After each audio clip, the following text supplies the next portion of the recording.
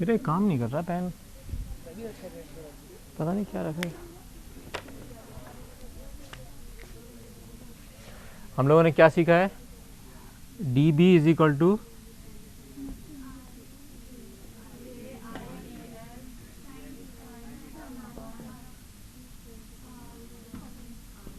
जहाँ की के इज इक्वल टू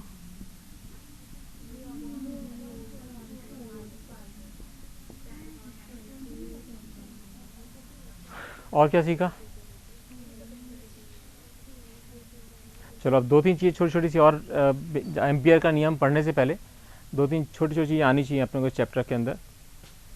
सबसे पहले कि अगर कोई एक सीधा तार है और इसमें करंट इस दिशा में बह रहा है, तो इसके कारण जो चुंबकीय क्षेत्र बनेगा वो अपन ने सीखा था कि अंगूठे को करंट की दिशा में करेंगे और जिधर भी अपनी मुट्ठी घूम रही होगी उधर वो करंट का उसका चुंबकीय क्षेत्र का दिशा दिखेगी। इसका मतलब अगर ये मान लीजिए आई है, तो अगर हम इसका चुंबकीय क्षेत्र दिखाना चाहते हैं, ये एक सर्किल है, तो इसका में किधर दिखेगा? ये ऊपर है तो उधर, इसके लिए इसका मतलब हुआ कि चुंबकीय क्षेत्र की जो दिशा है वो ये होगी। ठीक है, और इसको अगर हम कागज मान लें, ठीक है, तो इस प्रकार ये अगर एक तार है तो उसका हम चुंबकीय क्षेत्र की दिशा निकाल सकते हैं। इस दिशा निकालने का क्या मतलब होता है कि नॉर्थ कहाँ होगा इसका, ये उस दिन हम लोगों ने सीखा था। जिस दिशा में इसका तीर दिख रहा है, इसका तीर एरो दिख रहा है, उस दिशा में इसका नॉर्थ होता है। ठीक है, दूसरा सिद्धांत हमको हमें जो हमेशा याद रखना है वो ये है कि अभी तो सीधा तार था, अब इसकी जगह मान लीजिए हमारे पास एक गोल तार है, पाश।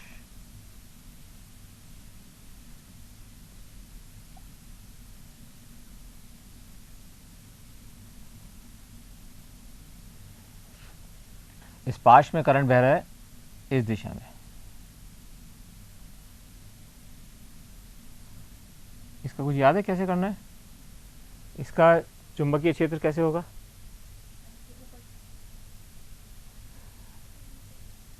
इसका सिद्धांत क्या होता है कि जो भी कुंडली है इसी का उल्टा, कि अब हमने इसके उंगलियां इस तरफ घुमाई, जिधर धारा है उसकी तरफ उंगली घुमाई, जिधर ये अंगूठा दिखेगा उस दिशा में नॉर्थ दिशा होगी, यानी कि चुंबकीय क्षेत्र उस दिशा में होगा। क्या होगा? तो नॉर्थ होगा ऊपर। ठीक है, क्यों होगा नॉर्थ?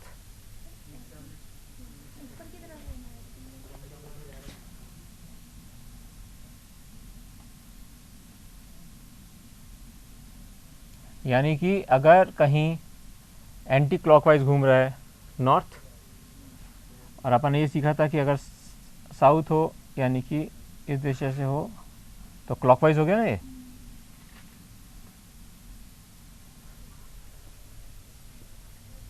ये बहुत सिंपल है इसको याद करना। अब ऊपर से देखो इसको, ऊपर से देख रहे थे क्या दिख रहा है? ये एंटी क्लॉकवाइज ऊपर दिख रहा था, एंटी क्लॉकवाइज ही दिख रहा है इस समय। एंटी क्लॉकवाइज दिख रहा था, क्या होगा ऊपर? ऊपर के हिस्से में होगा नॉर्थ। और इसके नीचे पाश की जो नीचे वाला हिस्सा है, अगर इसको थोड़ा सा चौड़ा दिखा देते हैं, इससे ईजी हो समझने में।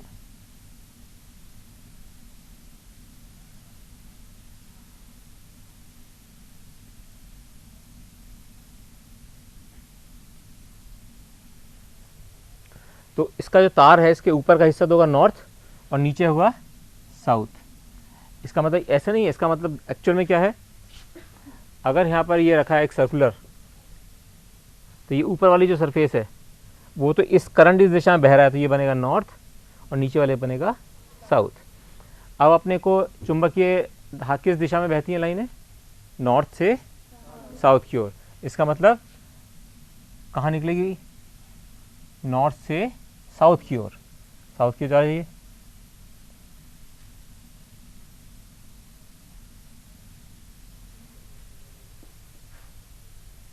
ओके, इसका मतलब क्या हुआ, ये यूँ हो जाएगी घूम के, तो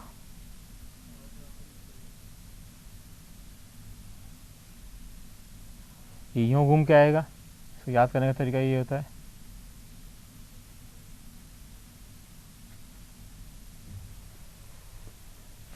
ठीक है। किसी बच्चे के मन में कोई कन्फ्यूजन? अब इम्पॉर्टेंट चीज़ है,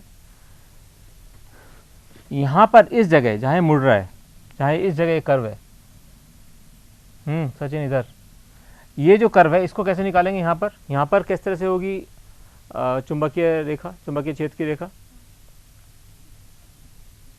इस जगह, यहाँ पर। नहीं, क्यों? सिद्धांत बताओ, रटो मत।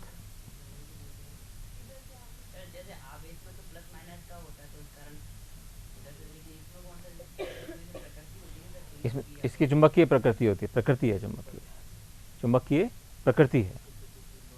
क्योंकि ये क्यों है प्रकृति? क्योंकि अपने अर्थ का नॉर्थ और साउथ ऑलरेडी डिसाइडेड है। अपन ने मान रखा है कि उधर वाला हिस्सा जो नॉर्थ है और इधर वाला साउथ है, इसलिए, क्योंकि नॉर्थ साउथ ऐसे कुछ होता ही नहीं है। लेकिन अपन ने कहा है कि जो उत्तरी ध्रुव यानी कि जो अमेरिका की तरफ है, ऊपर की तरफ है, उसको उत्तर मान लिया, और इधर हमने इसको नीचे वाले को दक्षिण मान रखा है, इसलिए उसका रिवर्स होता है ना, बिल्कुल। जो ज्योग्राफिकल नॉर्थ, ये भी आएगा, नेक्स्ट चैप्टर आएगा, उसके अंदर सारी बात सीखेंगे। अब ये रहा सवाल कि यहाँ कैसे करें, इस जगह पर कैसे निकाला जाए। इसका सिद्धांत ये होता है कि अगर किसी के पास कोई चूड़ी हो, मुझे देखो, मैं इसको बता देता हूँ, हाँ दे दो, वो दे दे रहा हूँ, हाँ चलो ठीक है, ओके। अगर मान लीजिए ये है, इसको ध्यान से देख लेना कि अगर ये चूड़ी है तो इसके अंदर हमेशा सिद्धांत होता है कि हम इसको यूँ अंदर हाथ डाला और इसको घुमाया, अंगूठा होना चाहिए उस दिशा में जिधर करंट जा रहा है, जिधर करंट जा रहा है उस दिशा में अंगूठा होना चाहिए, और जिधर ये मुड़ेगा वो उधर उसकी चुंबकीय क्षेत्र की दिशा होगी। अर्थात अगर हम इसको यहाँ से इसके अंदर डालें, यूँ अंगूठा इधर ना, ये तो ये यूँ जाएगा, इसका मतलब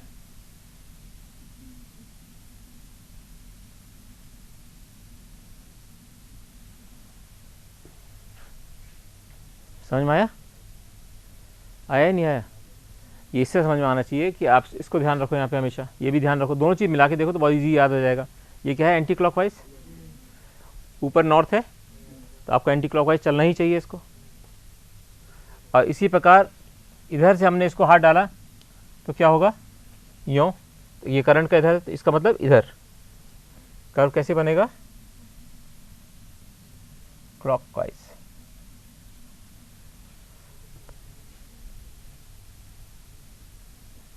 एक तो ये दो चीज़ अपने को बहुत ज़्यादा इंपॉर्टेंट ध्यान रखनी है।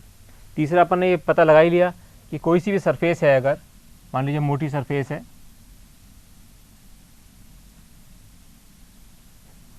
तो इसके ऊपर से अगर हम देखेंगे तो अगर ये नॉर्थ बन रहा है तो इसका मतलब इसके कारण बन रहा है, सरफेस निकल जाएगी, और ये नीचे होगा तो ये ऐसा होगा। ये बेसिक इसके कंसेप्ट है, जैसे कि अगर हम आप आगे बढ़ेंगे तो उसमें कोई दिक्कत नहीं होनी चाहिए। देखो बच्चे, अब हम यहाँ पे आते हैं कि एम्पियर के नियम से पहले एक चीज़ और आनी चाहिए। हम लोगों ने उस दिन अर्ध सर्कल यूज़ किए थे, 1/4 भी देखा था किस तरह से होता है, उसके अंदर चुंबकीय क्षेत्र कैसे होता है उत्पन्न। अब हमें देखना है कि अगर एक वृत्ताकार पाश हो,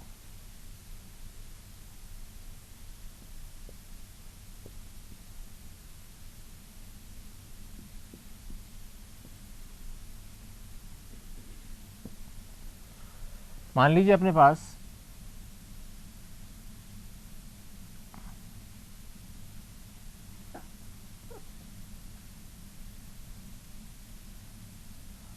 एक वृत्ताकार पाश लिया आपने, इस वृत्ताकार पाश में करंट बह रहा है,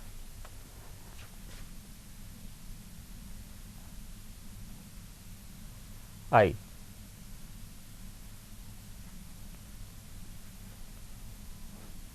अब हमको निकालना है कि इसके केंद्र पर ओ पर चुंबकीय क्षेत्र,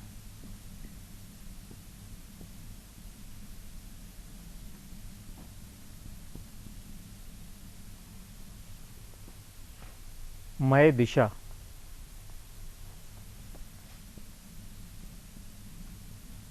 जब भी चुंबकीय क्षेत्र की बात होती है उसमें दिशा भी एक इंटीग्रल उसका हिस्सा है। अपने जो फार्मूला अपन ने सीखा, जिससे अपन 2-3 न्यूमेरिकल्स उस दिन किए थे, उसमें क्या था, अपन जो जानते हैं कि D B is equal to K I D L sine theta upon R square. Theta क्या है?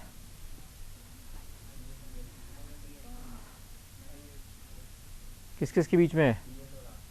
डी एल और आर के बीच में एंगल है। थीटा डी एल व आर के मध्य।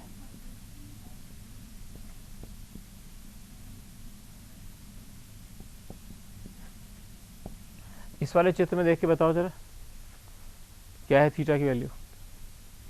कौन बच्चा बताएगा?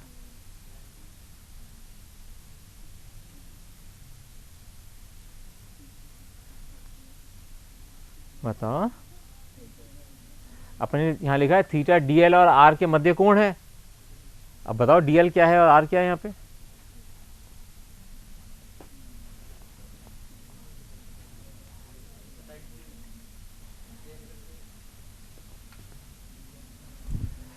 देखो, डी एल तो इसके ऊपर है, ये तो डी एल है, पूरा डी एल को अपन देखते जाएंगे, जगह जगह डी एल तो ये है।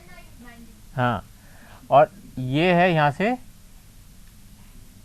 आर, इसका दूरी यहाँ से ये है, और ये क्योंकि टेंजेंशियल होता है जहाँ पर भी होगा, तो ये एंगल होगा 90 डिग्री।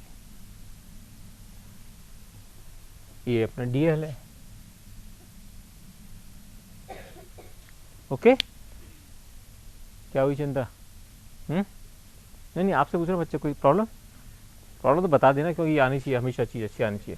क्योंकि जितने मोटर्स हैं, आगे जितनी भी चीज़ें पढ़ेंगे ना, एसी करंट वगैरह, सब में ये वृत्ताकार ये काम आएगी। कुंडली घूम रही है, गैल्वेनोमीटर, वोल्टामीटर, अमीटर, सारे इसी सिद्धांत पर है। डी आर के मध्य कोण यहाँ पर है 90 डिग्री। तो डी बी क्या हो गया? K I D L upon R square. R यहाँ पे कांस्टेंट है, वृत्ताकार में पूरा आर कांस्टेंट है, आई कांस्टेंट है, के कांस्टेंट है।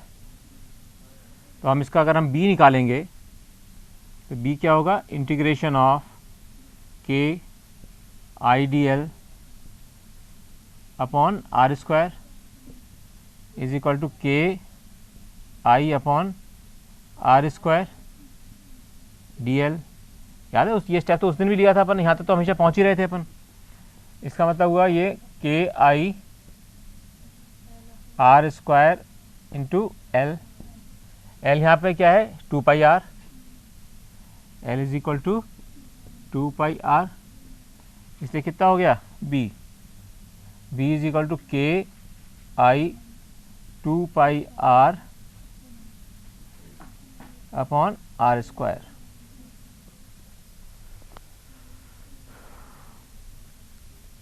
ठीक है, तो क्या हुआ? ये मेरे पेन मंगा के दे सकते हो प्लीज़ मुझको। तो आर से आर कट गया, और के इज इक्वल टू क्या होता है? Mu 0 upon 4 pi into 2 pi I upon R. 2 से ये कटा, 2 बचा, तो क्या बचा? Mu 0 I upon 2r।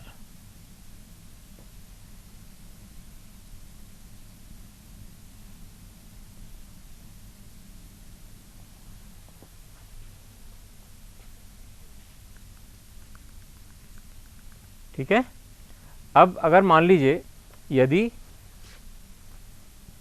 n कुंडलियां हो, ये तो एक कुंडली में निकाल दिया, लेकिन अपन कोई भी चीज़ देखो, जब सोलोनाइड हो चाहे कुछ भी पढ़ेंगे, उसके अंदर बहुत सारी कुंडलियां होंगी, एक के बाद एक लपेटते आते हैं स्पाइरल के रूप में। तो अगर n कुंडलियां हो तो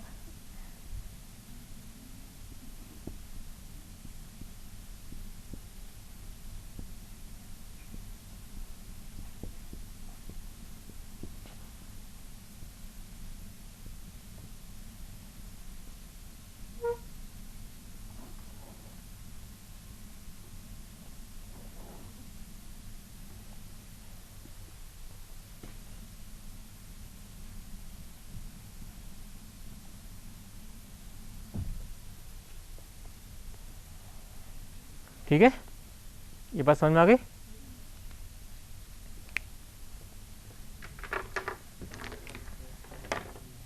इसकी शाही आती है ना भरने की, भरते हैं दोबारा ना। हाँ, ये हमने निकाला। अगर कोई भी एक सर्कुलर कुंडली है उसके अंदर कैसे निकलेगा, और अगर n कुंडलियां अगर एक साथ हैं तो μ0 IN/2r। तो ये यहाँ याद रखना है इसको हमेशा, ये जब भी चैप्टर रिवाइज करेंगे तो ये जरूर आना चाहिए।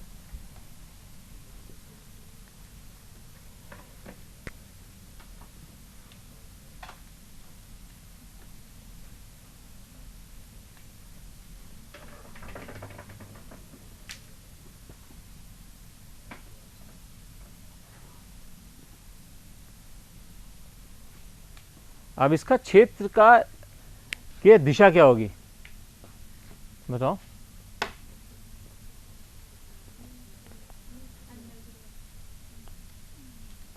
बताओ कैसे निकालोगे। ये है ना, देखो इसका मतलब ये तो जाएगा ही नीचे, ऊपर जा ही नहीं सकता। जब ये यो घूम रहा है करंट, आपके कॉपी में तो बहुत ईजी है, इसको बोर्ड पे थोड़ा कठिन है। बोर्ड पे यूँ है ना, वर्टिकल खड़ा है, इसलिए आप अगर इसको अपने कागज़ पे देखेंगे करके तो बहुत सरल है। यूँ देखिए तो नीचे जाएगा। तो इसका मतलब क्या हुआ इसको हम क्या लिखेंगे यहाँ पर,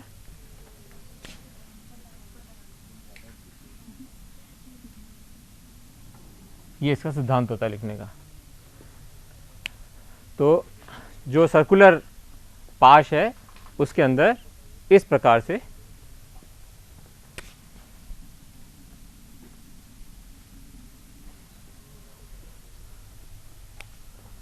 चलें, आगे चल सकते हैं। तो ये सरल है ना, ये बिल्कुल सिंपल सी चीज़ है। इसके माने जो यहाँ तक तो स्टेप हर बार अपन कर ही रहे हैं, KL/KIL/R²। एल की वैल्यू फर्क रखते हैं। उस दिन क्वेश्चंस किए थे, आधा सर्किल था तो अपन ने रखा था πr, फिर जब 1/4 था πr/2। इस प्रकार इसकी वैल्यू रखते गए तो आप किसी भी शेप का वर्क का निकाल सकते हैं इसके अंदर। जो उस दिन हम लोगों ने जिसकी इतनी मेहनत की थी, चूड़ी रखकर कागज़ पे, आधी कागज़ के अंदर थी और कागज़ बाहर के थी। अब उस क्वेश्चन को देखते हैं करके ज़रा। मान लीजिए आपका कागज़, ये जो कागज़ है इसके अंदर आधी चूड़ी अंदर है और आधी बाहर है। देखो मुझे चूड़ी वापस, अब जो रखा है, जो यहाँ में जो बना रहा हूँ पाश, वो इस तरह से रखा हुआ है, ओके। और जो हम छोटा वाला अवयव लेते हैं वो बिल्कुल कागज़ से टच करता हुआ अवयव है, कागज़ से ये टच करता हुआ अवयव है। यानी कि इस अवयव से हम अगर एक लाइन यूँ खींचेंगे यहाँ पर, तो ये इसके अवयव से 90 डिग्री कोण बनाएगी। उस दिन दिखाया था आपको बार बार अपन ने। ऐसा नहीं दिखेगा, अगर आप ऐसे देखो ना लगेगा 90 डिग्री कहाँ है, 90 डिग्री से कम है, लेकिन जो अवयव है वो तो ये है और लाइन इसकी यहाँ से है। तो ये अवयव और इसके बीच में एंगल हुआ 90 डिग्री। अब अपन ये देखना चाह रहे हैं कि इस, अभी तो बीच में निकाल लिया हमने, सर्किल के सेंटर में निकाल लिया। अब हम चाहते हैं कि सर्किल के बाहर एक कोई पॉइंट है, यानी कि इस पेज के ऊपर यहाँ पर एक पॉइंट है, उस पर हम निकालना चाहते हैं कि चुंबकीय क्षेत्र क्या होगा। तो इसके अंदर एक अवयव हमारा ये लेके देखेंगे, एक अवयव ये लेके देखेंगे और फिर पूरा इंटीग्रेट कर देंगे, सिंपल जैसा अभी किया है, सिंपल इंटीग्रेशन होगा, कोई ज़्यादा इसमें कॉम्प्लिकेशन नहीं है। लेकिन इंपॉर्टेंट चीज़ क्या है, यहाँ से जो रेखा निकलेगी और इस बिंदु तक जुड़ेगी, अब जो यहाँ पर चुंबकीय क्षेत्र होगा वो कहाँ होगा, दिशा क्या होगी, इस पॉइंट पर। यहाँ देख, उस पर समझ में नहीं आएगा, किताब में भी नहीं समझ में आएगा, इसी से समझ में आएगा। अब अगर ये इस तरीके से है, इसको देखो ना, अब इसकी एक यहाँ अवयव लिया जो कागज़ के बिल्कुल पास है, वो आया यहाँ तक। अब हम कैसे निकालते हैं, इस बिंदु पर कैसे निकालते हैं, अगर किसी भी अवयव से होता है तो अवयव से अपना हाथ घुमाते हैं उधर की तरफ, अवयव से हम हाथ घुमाते हैं तो इधर क्या होगा, ये अवयव है तो ये घुमाते, इसका मतलब जो 90 डिग्री बनेगा इस लाइन से 90 डिग्री इस कागज़ पे, इस कागज़ के धरातल पर 90 डिग्री बनाएगा। ये जो कागज़ का धरातल है ना, ये वाला, ये लाइन कहाँ से आएगी, यूँ इस बिंदु तक, और यहाँ पे 90 डिग्री बनेगा। ये होगा इसका चुंबकीय क्षेत्र। इस चुंबकीय क्षेत्र के दो अपन कर सकते हैं, एक तो इस डायरेक्शन में, अभी वो बना के दिखाऊँ, दोनों तरफ उसका हम क्या कर सकते हैं, घटक बांट सकते हैं। अब इसको मैं यहाँ बना के दिखाता हूँ। इसको ये बार बार इसलिए दिखाना पड़ रहा है क्योंकि चित्र इस पे समझना और किताबें समझना मुश्किल है, इसलिए बार बार ध्यान रखो कि अपन ये ले रहे हैं इन दोनों, ये अवयव जो हैं वो ये हैं और ये इस पॉइंट को यूँ मिला रहे हैं इस जगह तक। तो इसका जो चुंबकीय क्षेत्र इसके कारण होगा क्योंकि यहाँ पे दोनों के परपेंडिकुलर होता है, पाई के भी इसके अवयव के भी और जो जोड़ने वाली रेखा है उसके भी, दोनों का अवयव होगा ना, dl into R cross R होता है, इनके दोनों के परपेंडिकुलर होता है, दोनों के परपेंडिकुलर क्या होगा, यहाँ बिंदु आया और इसके ऊपर 90 डिग्री का एंगल, उसमें डी भी होगा। मैं इसको यहाँ बना के देखने की कोशिश करता हूँ, नहीं आया तो दोबारा समझ लेंगे, इसको समझना जरूरी है।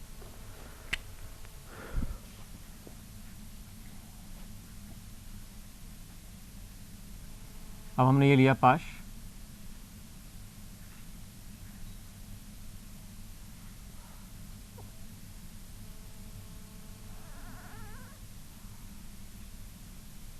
ये कागज आ गया और ये कागज के नीचे है।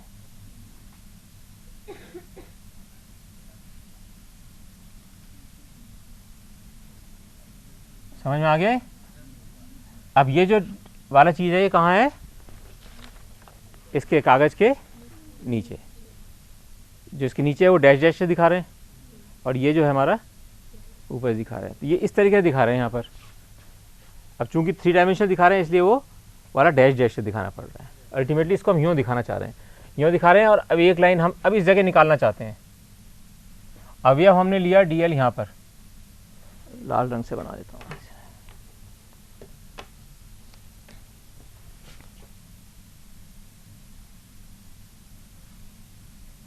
एक अवयव यहाँ लिया, एक अवयव यहाँ लिया। इसका मतलब कागज जो है हमारा यहाँ पर है,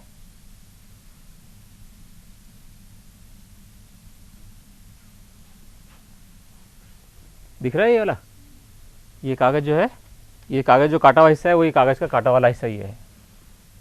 अब हम क्या कर रहे हैं, इस बिंदु से यानी इन अवयवों से इस बिंदु पे निकालना चाहते हैं ओ पर।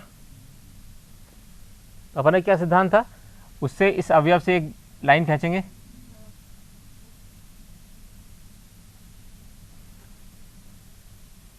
एक इस अवयव से लाइन खींच दीजिए। कौन सी लाइन खींची है, इस पे देखो जरा, यहाँ से यहाँ तक लाएं और यहाँ से यहाँ तक लाएं, ये इस पॉइंट पर खींचा है। देखो इस सतह पे, कागज की सतह पे यहाँ से इसको लिया है और यहाँ पे इसको लिया है। तो यहाँ कहाँ होगा dl, इन दोनों के लंबा, यानी ये तो अवयव था, ये अवयव से इसका 90 डिग्री एंगल है।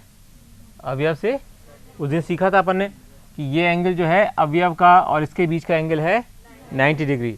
तो इसके और इन दोनों के बीच में लंबा, इसका नहीं, इसके लंबवत होना चाहिए। हमारा जो विद्युत क्षेत्र होगा इसके लंबवत है,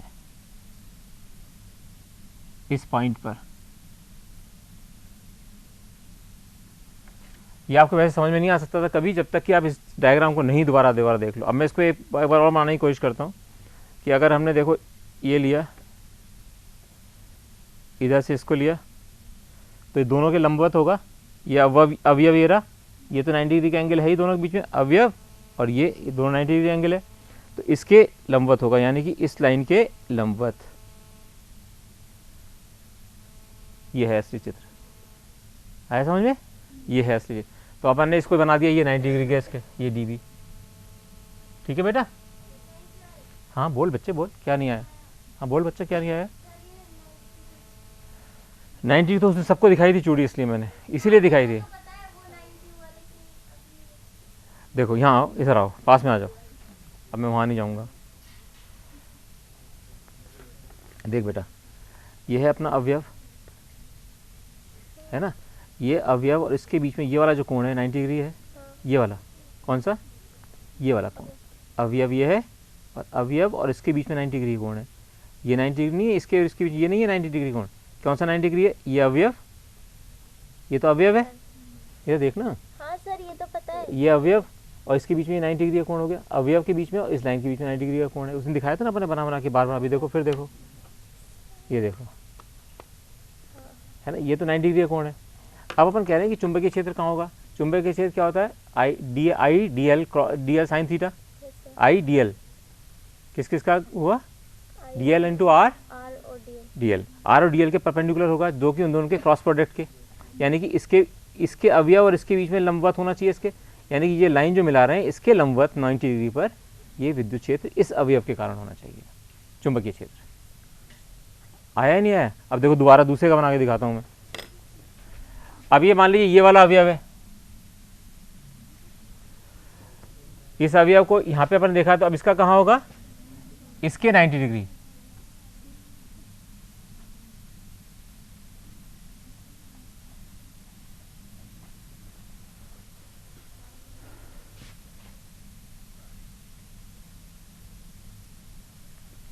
दोनों अवयवों के कारण इस तरह से चुंबकीय क्षेत्र बनेगा। अब हम इसको मान लेते हैं कि ये एस है, स्मॉल एस, इसको रेडियस को मान लेते हैं ए, और इस डिस्टेंस को मान लेते हैं आर।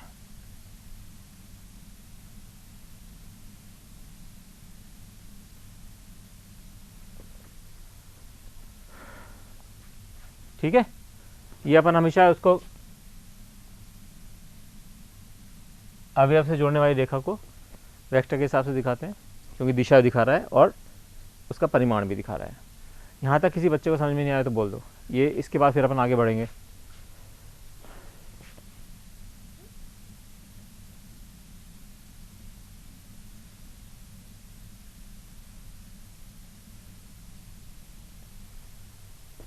ओके, मैं बहुत धीरे से चलूँगा, आराम से, बिल्कुल बिल्कुल बॉदर मत करना, इसको अपन धीरे से समझेंगे, समझ के करेंगे, बहुत आसानी से हो जाएगा ये।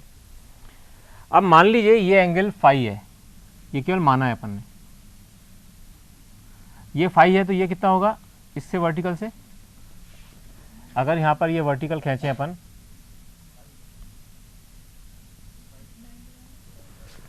ये वाला एंगल कितना हुआ, ये तो पूरा 90 है, तो ये कितना हुआ 90 माइनस, अब इसको देखो, ये 90 है और ये 90 माइनस 5 है, तो ये कितना होगा, ये किसी को समझ में नहीं आया तो बता देना।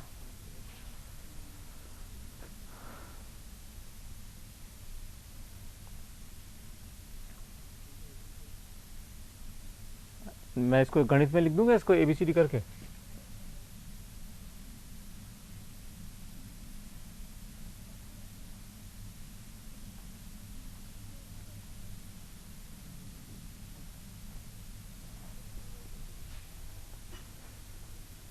अपन इसको लिखने, मैं इसको बताने की कोशिश कर रहा हूँ बच्चों को दोबारा, जिनको समझ में नहीं आया है।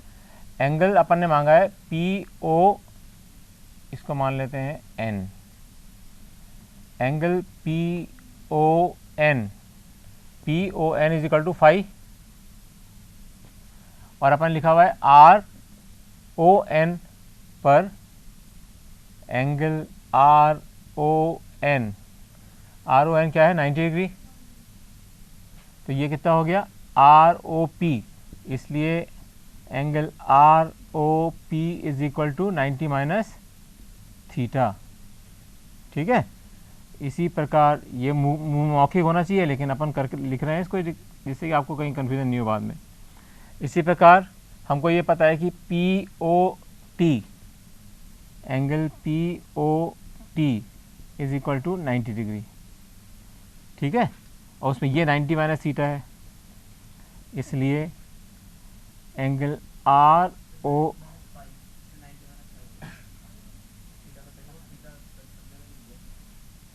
कहाँ लिख दिया, कोई बात नहीं। ठीक है, POT 90 माइनस 5 प्लस 5, POT क्या है POR 90 माइनस 5,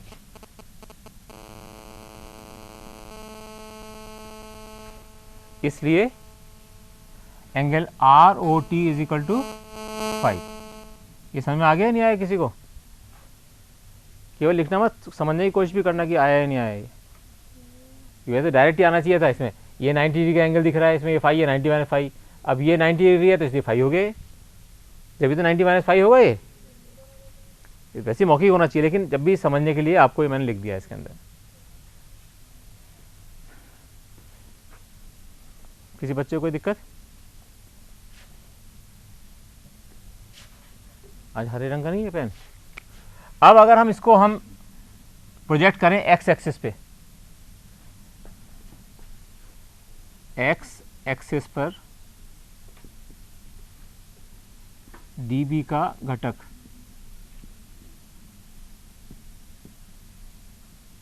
क्या होगा, डी बी साइन, ये फाई है ना, ये कितना हो जाएगा 90 माइनस फाई। तो अपन कॉस इसको करते हैं तो कॉस होगा तो साइन कहलाएगा, D B sine phi. Bracket में लिख देता हूँ, इससे भी कन्फ्यूज़न नहीं हो जाए आपको, D B cos 90 minus phi.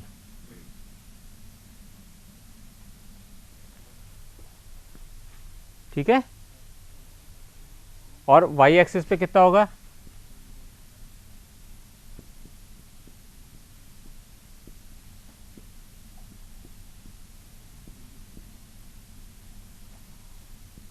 D B, अब हमें वाई एक्सिस पे निकालना है इसका, डी बी, ये फाई है, इसको फाई से इधर करेंगे डायरेक्ट, कॉस फाई। क्यों, घटक निकालने तो आते हैं, नहीं आए तो मुझे बताना, दोबारा समझा सकता हूँ, कोई दिक्कत नहीं है इस बारे में, गलत एग्जाम में नहीं होना चाहिए गलत। हाँ बोलो, देखो ये है angle D B, D B अपने को पता है, ये है एंगल है फाई, ये है 90 माइनस फाई, ये एक्स एक्सिस है, ये वाई एक्सिस है। इसका घटक निकालेंगे तो डी बी कॉस फाई नहीं आएगा यहाँ पर, ये होगा डी बी कॉस फाई, और ये D B cos 90 minus phi, तो ये हो जाएगा डी बी साइन फाई।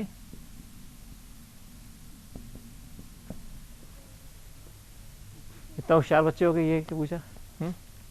चलो, तो ये 90 माइनस फाई हुआ, इसका मतलब ये हुआ डी बी कॉस फाई। तो वाई एक्सिस पे इस डायरेक्शन में होगा डी बी कॉस फाई, और ऐसे ही नीचे वाले का होगा डी बी कॉस फाई, और एक्स एक्सिस पे ऊपर की तरफ से आएगा डी बी साइन फाई, और एक इधर से वाले नीचे वाले घटक से भी आएगा डी बी साइन फाई। आपको दिखा इसके अंदर क्या हो रहा है, ये और ये कट रहे हैं, इसका चुंबकीय क्षेत्र का ये वाला घटक और ये वाला घटक अब इक्वल है और अपोजिट डायरेक्शन में है तो घट रहे हैं। इसका मतलब जो एक्स एक्सिस की तरफ घटक है उन घटकों को सबको जोड़ते चले जाएं। अभी तो अपने दो ही जोड़े, इतना सा और ये इतना सा, अगर अपन सारे जोड़ दें पूरे घटक पूरे इसके सर्किल के, तो अपने को यहाँ पर चुंबकीय क्षेत्र आ जाएगा। ये बात समझ में आई नहीं, क्या सेंटेंस वाले में बोला, मैंने ये बोला कि ये डी बी कॉस फाई नीचे है, ये ऊपर जा रहा है, और दोनों का परिमाण समान है, डी बी कॉस फाई। तो इधर चुंबकीय क्षेत्र इधर लग रहा है, इसका इधर चुंबकीय लग रहा है, तो दोनों का जो कुल चुंबकीय क्षेत्र होगा वो शून्य हो जाएगा। इधर एक डी बी साइन फाई इधर लग रहा है, एक दूसरे डी बी साइन फाई लग रहा है, तो दोनों जुड़ के होंगे 2 डी बी साइन फाई। देखिए दो अवयव के लिए हुआ, अपन तो पूरे सर्किल के लिए निकालना चाहते हैं, तो अपन डी बी साइन फाई का इंटीग्रेशन कर लें, डी बी साइन फाई का। इसलिए अगर हम लिखें b इज इक्वल टू क्या होगा, इंटीग्रेशन ऑफ डी बी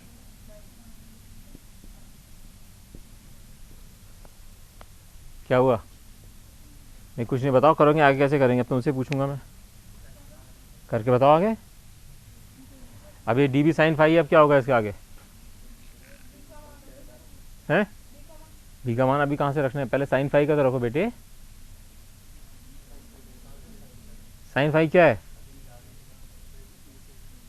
सामने लिखा हुआ है साइन फाई की वैल्यू, हाँ सिंपल है। अरे आर स्क्वायर कहाँ से आ गया, लंब अपॉन कर्ण ए अपॉन एस, सीधा दिया हुआ है ना लंब, ये फाई है, लंब अपॉन कर्ण sine phi is equal to A upon S. तो क्या हो गया ये डी बी, अरे ठीक है, ए अपॉन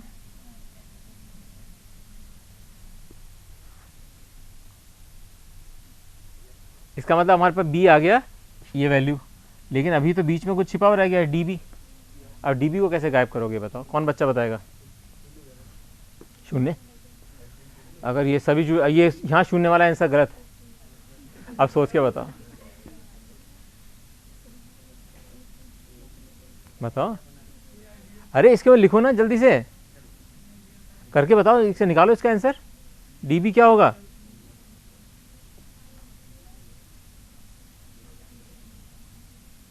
डीबी की वैल्यू क्या होगी?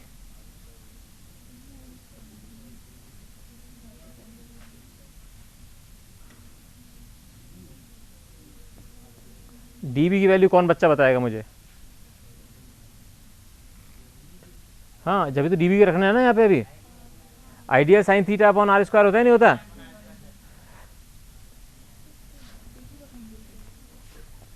परंतु ये लोग यूँ लिख लेते हैं, चलो, परंतु हम जानते हैं कि D B is equal to K I D L sine theta R square. यहाँ आर की जगह क्या है? ठीक है ना, एस स्क्वायर है, जो दूरी, अवयव की दूरी। साइन थीटा क्या है? थीटा क्या है? Theta 90 degree. सो क्या हो गया? K I D L upon S square, और के क्या है? म्यू जीरो अपॉन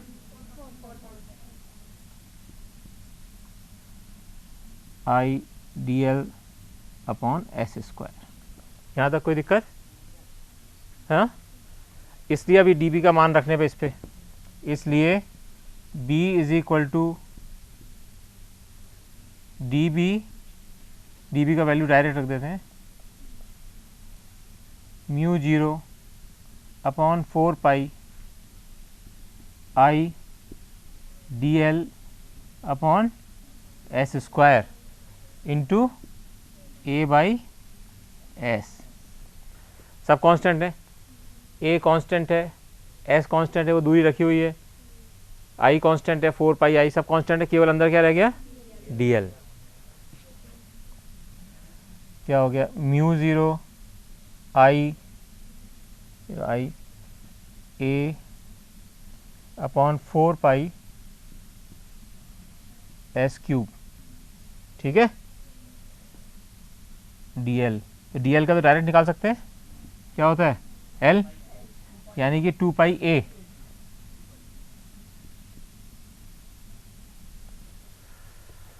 किसी बच्चे को कोई दिक्कत?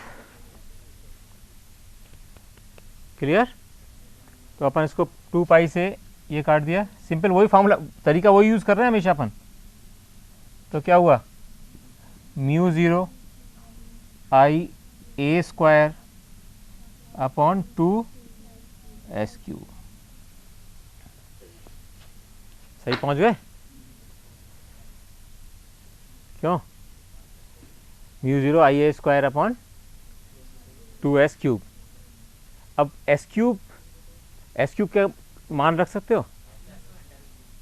एस क्या है? एस क्या है यहाँ पे निकालो, परंतु अपन को ये पता है S square is equal to A square plus R square, इसलिए S is equal to A square plus R square power 1/2। इसका मान इसमें रखने पे, यह मान समीकरण 1 में रखने पर,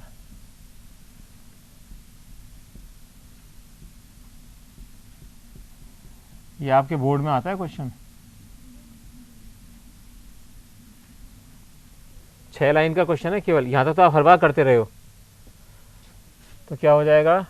b is equal to mu zero, याद नहीं रख सकते इसको,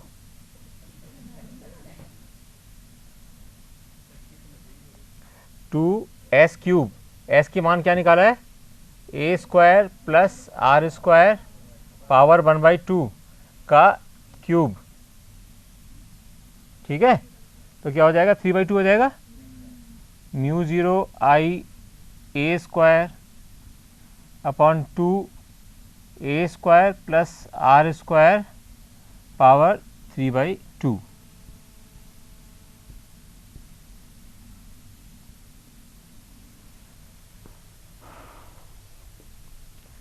अब अगर एक बार अपन r इजिकल टू 0 रख के देखें तो वही आना चाहिए फार्मूला जो अपन ने पहले निकाला था वृत्ताकार पाश के बीच में। चेक करो जरा, r इजिकल टू 0 रख के देखो क्या आ रहा है। r इजिकल टू 0 रखें तो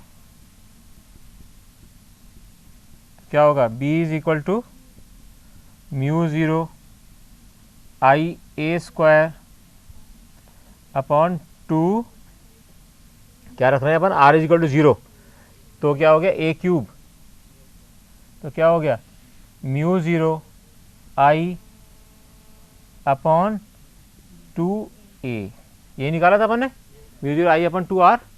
क्या था फार्मूला, मुझे याद नहीं है फार्मूला, सही है, ठीक है।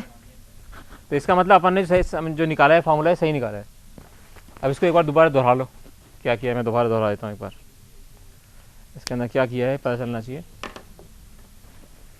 अपन ने क्या किया, सबसे पहले इस चित्र में ये समझ में आ गया था कि जो dB है यानी जो चुंबकीय क्षेत्र इस अवयव के कारण है। बेटा इधर देखो, जो इस अवयव के कारण यहाँ चुंबकीय क्षेत्र है वो इस रेखा जो जोड़ रही है इससे इसके लंबवत होगा। इसी प्रकार इस वाले अवयव के कारण ये लंबवत होगा। फिर हमने देखा कि इसका जो y एक्सिस पर घटक है ये दोनों चूंकि बराबर हैं और विपरीत दिशा में है, एक दूसरे को शून्य कर देंगे, निरस्त कर देंगे, और इन दोनों का जो x एक्सिस पर है वो जुड़ जाएगा। इसका मतलब जो विभिन्न घटक हैं, तो अपन अगर हम डी बी साइन थीटा का इंटीग्रेशन कर दें डी बी साइन फाई का, तो उस सारे घटक को जोड़ देंगे तो पूरे सर्किल का आ जाएगा, सारे अवयवों का आ जाएगा। यही हमने यहाँ करने का शुरू किया कि हमने डी बी साइन फाई यानी कि डी बी साइन फाई है, इसको हमने इंटीग्रेशन करने की कोशिश करी। साइन फाई क्या था, ए बाई एस, लंब अपॉन कर्ण ए बाई एस है, तो बी लिखा पर D B dot A upon S हो गया। अब हमको पता है डी बी क्या होता है, I D L sine theta upon R square. R क्या होता है, अवयव से उस पॉइंट की दूरी जहाँ से कि अपन चुंबकीय क्षेत्र के मान निकाल रहे हैं, एस स्क्वायर। तो अपन ने देखा कि theta is equal to 90 degree, जो उस दिन अपन ने सीखा था। थीटा 90 है तो क्या हो गया, K I D L upon S square. फिर अपन ने के का मान रख दिया, के का मान रखते हो गया mu 0 upon 4 pi I D L upon S square. अब हमने बी निकाला, इसलिए बी इज इक्वल टू ये वैल्यू हमने रख दी इसके अंदर, डी बी की वैल्यू, डी बी की वैल्यू रखी तो ये सब कांस्टेंट से बाहर आ गए और अंदर हमारा एल आया, एल का मान था 2 पाई ए, तो ये वैल्यू आ गई mu 0 I A square upon 2s cube. लेकिन एग्जाम में जो आते हैं क्वेश्चन वो आते हैं इस पे।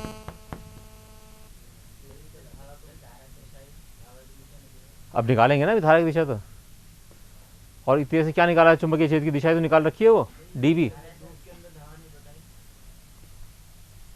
अब बताओ कहाँ है धारा, कौन सी दिशा में है, कौन बच्चा बताएगा कि धारा कौन सी दिशा में है इसके अंदर, एंटी क्लॉकवाइज। कैसे निकाला, कैसे निकाला,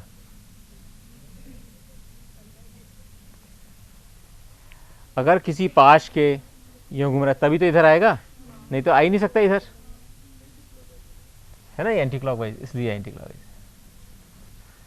जब भी इसका एक सिद्धांत याद रखना, चाहे चुंबकीय क्षेत्र हो, चाहे विद्युत क्षेत्र हो, चाहे आगे कोई भी क्षेत्र हो, जब कभी क्षेत्र का काम निकालना होता है दिशा में तो हमेशा सीधे हाथ को यूज़ करते हैं, और जब कभी बल का निकालना होता है तो हमेशा बाएं हाथ के सिद्धांत को यूज़ करते हैं।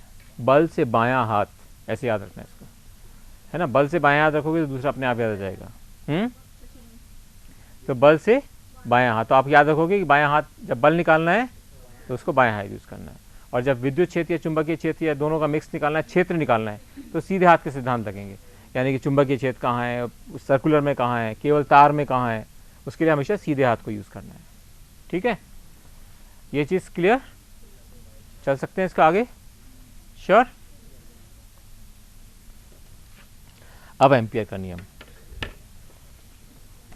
ये पता है सबसे इंटरेस्टिंग चैप्टर है, क्योंकि इसमें क्या है कि हर चीज़ को दिमाग पे थोड़ा सोचना पड़ता है कि कैसे होगा, सीधी सीधी डायग्राम नहीं है, सोचना पड़ता है, ये चूड़ी इतनी बार दिखानी पड़ रही है। लेकिन अब मेरे ख्याल से काफ़ी आपको क्लियर होगा कि हम कर क्या रहे हैं, मतलब कम से 60-70% तो क्लियर होगा ही होगा, आई एम श्योर। ये उतार लिया ना आपने,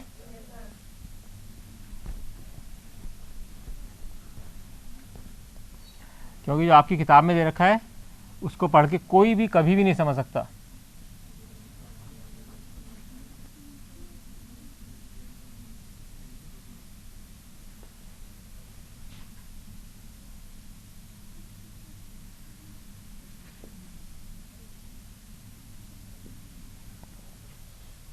सर्कुलर के लिए किसने भी लिखा था, याद है किसी को क्या फॉर्मूला है? B is equal to mu zero I upon 2r, pi R नहीं 2r, mu zero I upon 2r। अब एम्पियर का नियम, एम्पियर का नियम बहुत सिंपल है, और इससे अभी अपन ने जितनी सारी चीज़ें की हैं ना तो उनको अपन एम्पियर के नियम से भी सॉल्व कर सकते हैं। और एम्पियर का नियम एक उसी तरह सिंपल है जिस प्रकार हमने विद्युत क्षेत्र में किया था, गॉस का नियम। जो गॉस का नियम है और एम्पियर का नियम, ये दोनों भाई हैं। उसी तरह से जैसे उसके अंदर एक सरफेस लेते थे, उसी प्रकार यहाँ पर हम एक कर्व लेंगे, ठीक है। उसे एक कर्व लेंगे, कोई सा भी गोल चकोर जैसा भी हमको सूट करेगा, जहाँ जहाँ करने का। सोलोनाइट जो है इसी फार्मूले से करेंगे, तो बहुत सरलता से सॉल्व हो जाएगा सोलोनाइट के क्वेश्चंस। सोलोनाइट को क्या कहते हैं? सोलोनाइट की हिंदी क्या होती है? कौन सी नलिका? परिनालिका, परिनालिका। तो एम्पियर का नियम इतना सिंपल है, ये कहता है कि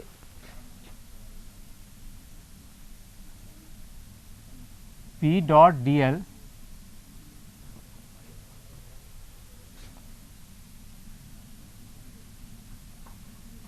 is equal to mu zero I. इसका क्या मतलब हुआ? चुंबकीय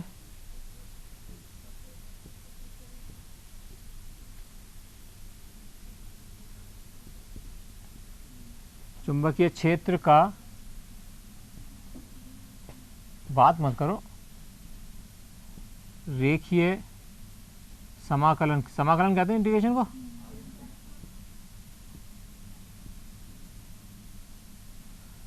चुंबकीय क्षेत्र का रेखीय समाकलन, B डॉट डी एल, रेखीय समाकलन।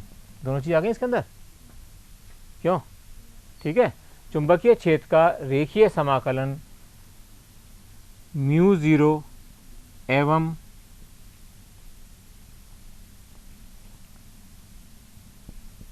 बंद पाश के भीतर कुल है, ध्यान रखना इंपॉर्टेंट बात, नेट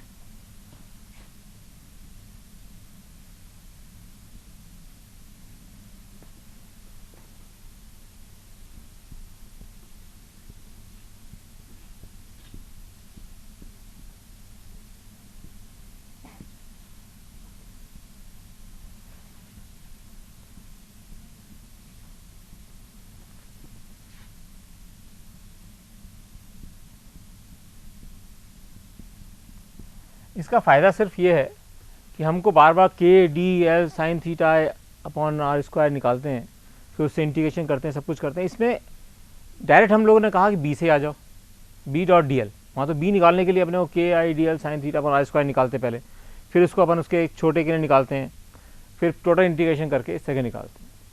अब ये इसको बहुत सिंपल रूप में कर रहा है। सिंपल रूप में क्या कैसे हो जाता है, इसको एग्जाम्पल के रूप में एक देखते हैं। अपन लेते हैं सीधा तार, पहले अपन लेते हैं सीधे तार।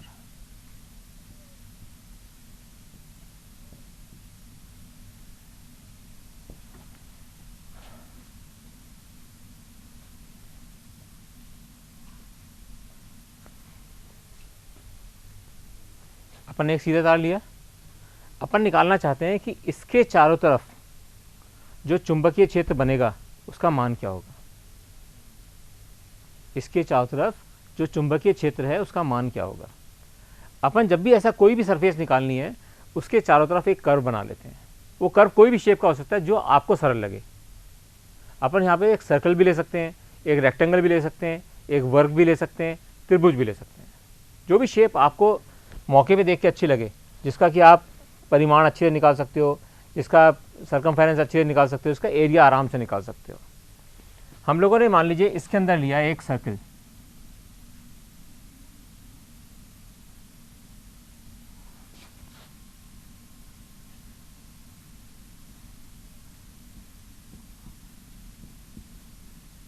एक वृत्ताकार बंद पाश। बंद बहुत इंपॉर्टेंट है।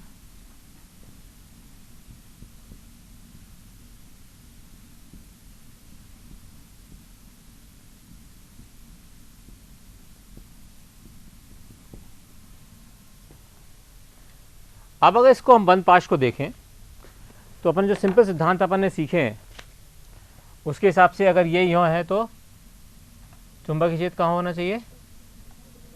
Anti clockwise. ये क्या है? चुंबकीय छेद की दिशा।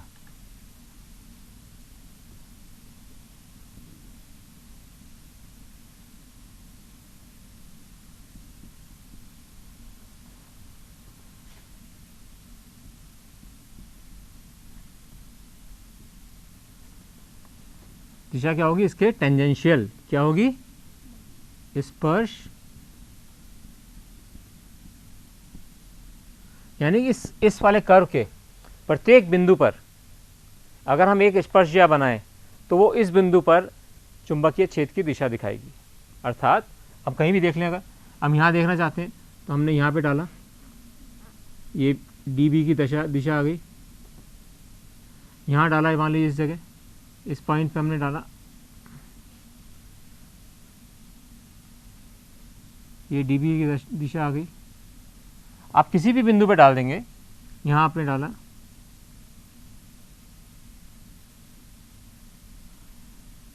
क्योंकि ये वेक्टर है तो इसकी जो लंबाई है वेक्टर की, इसके परिमाण को दिखा रहा है और एरो इसकी दिशा को दिखा रहा है। इसका मतलब ये हम कहीं पे भी जो हम दिखा रहे हैं वो dB की वैल्यू समान है, लेकिन दिशा चेंज होती चली जा रही है, केवल इतना ही फर्क है। अब अपने को देखना है कि ये कर रहा है कि B dot dl integration of B dot dl, नींद किसको आई?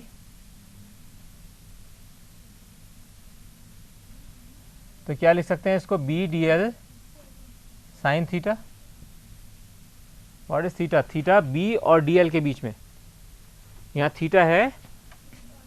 अब बताओ कौन सा है?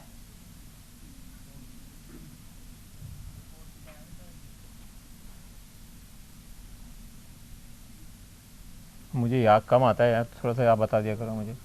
थीटा जो B व dl के मध्य कोण, आप बताओ कहाँ है कोण?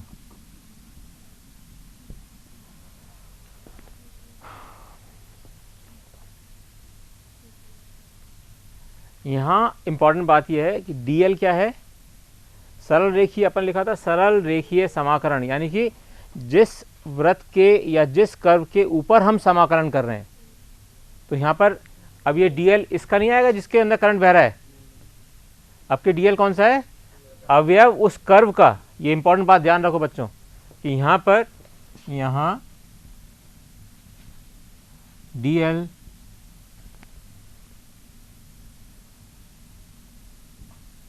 उस वृत्ताकार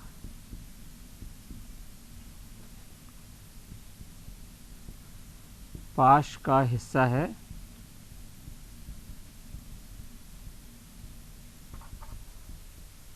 जो हमने परिकल्पित किया है।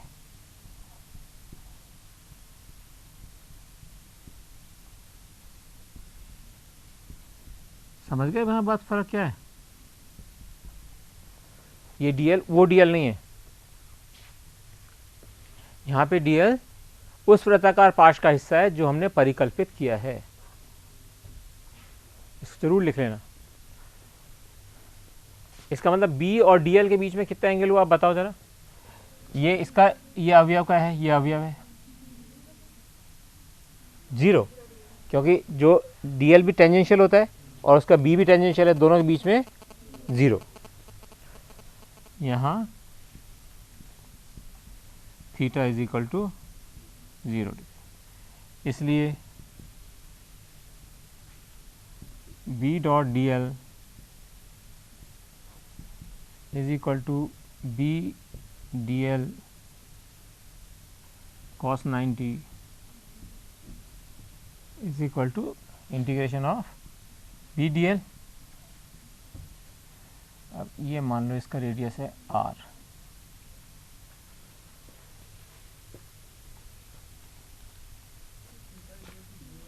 है बेटे?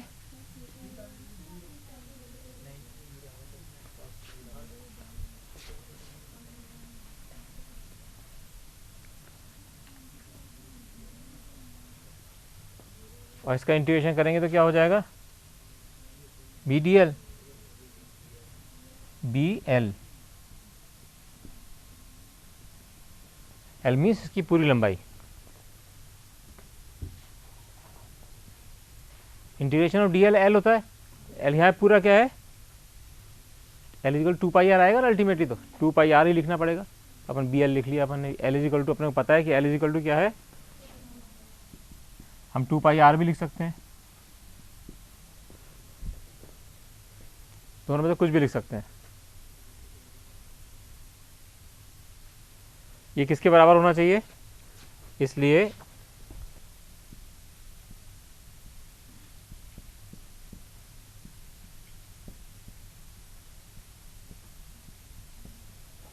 क्या हो जाएगा, B L is equal to mu 0 I, ठीक है। इसलिए बी क्या हो गया, कितना, इससे कितना इजी हो जाता है, म्यू 0 आई अपॉन एल, ठीक है। म्यू 0 क्या है, क्या होता है म्यू 0, चुंबकशीलता,